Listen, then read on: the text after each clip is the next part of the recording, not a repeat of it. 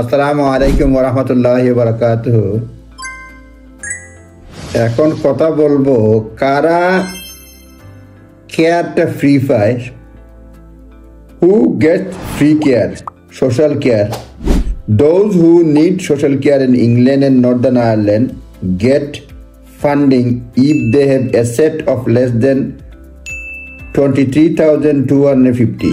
অর্থাৎ social কেয়ারটা England এবং northern আয়ারল্যান্ডে বিভিন্ন জায়গায় বিভিন্ন ধরনের রয়েছে ফ্রি এন্টাইটেলমেন্টের ব্যাপারে।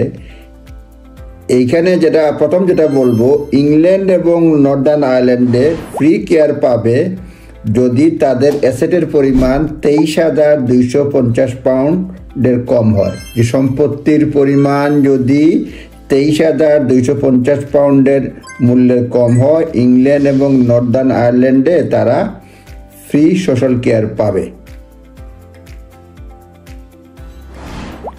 এবং এই থ্রেশহোল্ডটা স্কটল্যান্ডে হয়েছে 35,000 পাউন্ডস এবং ওয়েলসে 50,000 পাউন্ডস।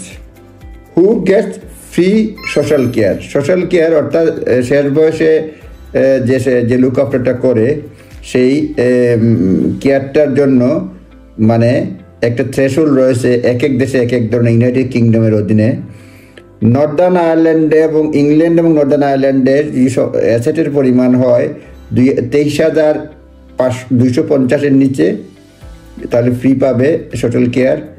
আর যদি স্কটল্যান্ডে হয় 35,000 আর ওয়েলসে হলে 50,000। একটা তারপরেও শর্ত আছে, এই family home typically included in the financial assessment. যখন অ্যাসেস করে তখন আপনার নিজের বাড়িটাও কিন্তু ইনক্লুড করে। শর্ত আছে অ্যাসেসমেন্টে, আনলেস যদি দেখা যায় নিজের স্পাউস, ওয়াইফ কিংবা ডিপেন্ডেন্ট স্টিল এখানে বাস করে। কেউ যদি বাস না করে, মনে করে স্ত্রী মারা গেলে বাচ্চা কাচ্চাও বাস না করে, জীবিত না, বাস যদি না থাকে, যদি বসবাস না করে, তাহলে এটা ইনক্লুড হবে ফাইন্যান্সিয়াল অ্যাসেসমেন্ট। ফাইন্যান্সিয়াল অ্যাসেসমেন্ট সম্পত্তির পরিমাণ যে বললাম 23,250। এইখানে আরও অনেকগুলো বিষয় রয়েছে, আমি সংক্ষিপ্তভাবে খালি মানে কখন ফ্রি পাওয়া যায় এবং অ্যাসেসমেন্টের ব্যাপারে কী প্রসিডিউরটা সেটা বলার চেষ্টা করব। অবশ্যই আপনারা এক্সপার্ট ওপিনিয়ন নেবেন, আমি জাস্ট আপনাদের জন্য ইনফরমেশনটা শেয়ার করতেছি। Adult with complex health need can be entitle free care. যারা কমপ্লেক্স হেলথ নিড রয়েছে তারা ফ্রি কেয়ার পায় at home or in a home under system called NHS continuing health care. NHS continuing health care তারাই পায় যদি adult যদি complex health need থাকে। This applies in England, Wales এবং northern আয়ারল্যান্ডে। ইংল্যান্ড, ওয়েলস এবং northern আয়ারল্যান্ডে এইটা চলে, যার নাম হলো গিয়া NHS continuing health care. NHS continuing health care হলে ফ্রি কেয়ার পায় এবং এই ইংল্যান্ড, ওয়েলস এবং নর্দার্ন আয়ারল্যান্ডে এই ফ্রি কেয়ার পাওয়ার সিস্টেমটাকে বলে NHS continuing health care. Scotland মানে স্ট্রিক্ট রুল রয়েছে স্কটল্যান্ডে এবং এটাকে বলে hospital based complex clinical care. স্কটল্যান্ডে এটাকে বলে hospital based complex clinical care. NHS continuing health care যেটা বললাম, এটা ইংল্যান্ড, ওয়েলস এবং নর্দার্ন আয়ারল্যান্ডে। এটা মিন স্টেটেড না, কিন্তু এটা পাওয়া খুবই খুবই খুবই কঠিন, খুবই কঠিন। NHS কন্টিনিউইং হেলথ কেয়ার যেটা ইংল্যান্ড, ওয়েলস এবং নর্দার্ন আয়ারল্যান্ডে যে চালু আছে, এটা মিন টেস্টেড না, অর্থাৎ ইনকামের উপরে বেস করে না। So asset are not taken into account, অ্যাসেটটা অ্যাকাউন্টে টেক করা হয় না। যখন ডিসাইড করা হয়, ইফ সামওয়ান কোয়ালিফাইজ, কেউ যদি যখন কোয়ালিফাই করতে হয়, but it is notoriously hard to secure, কিন্তু এটা সিকিউর করা খুবই হার্ড। এবং সাকসেস রেট বলা হচ্ছে অ্যাবাউট 20% ইন ইংল্যান্ডে 20% হচ্ছে সাকসেস রেট। মেনি কেয়ার এবং nursing home resident are told they are not sick enough to qualify the support.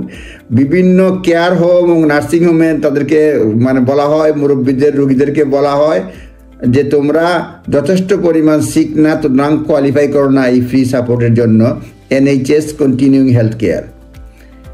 Eligibility হলো গিয়া বেশ কঠিন, এটা দুইটা স্তরে হয়।